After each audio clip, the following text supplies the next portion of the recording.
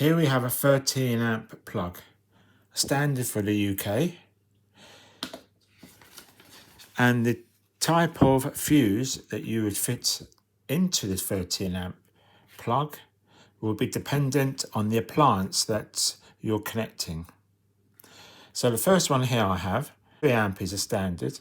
So let me just put it there. So basically you've got 240 volts, that's the voltage, times by the 3 amps, that's the amperage, maximum amperage you're allowed, and that equals 720 watts. So you can draw up to 720 watts of power before this fuse will blow. So this fuse is normally used for low wattage lighting, radios, small appliances. Now the next one up here is a 5 amp fuse. Now if you can read what it says here, 5 amp fuse, again with 240 volts times 5 amps, and that equals to 1200 watts. So this 5 amp fuse can take a maximum of 1200 watts. Now the type of appliances that you would use would be small TVs, computers, small fans, but you can always check on the back or the bottom of the appliance what the wattage is, and then you can then work out what the amperage is and put the appropriate fuse in.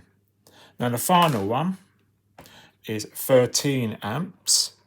Now 13 amps, again it's 240 volts times by 13 amps, and that comes to 3120 watts. So this fuse here can take 3120 watts.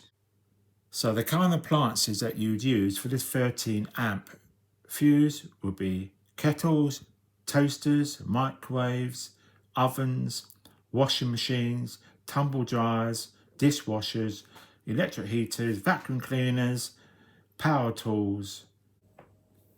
Now going back to the 13 amp plug, this particular plug is designed for no more than 13 amps, which is the 3120 watts.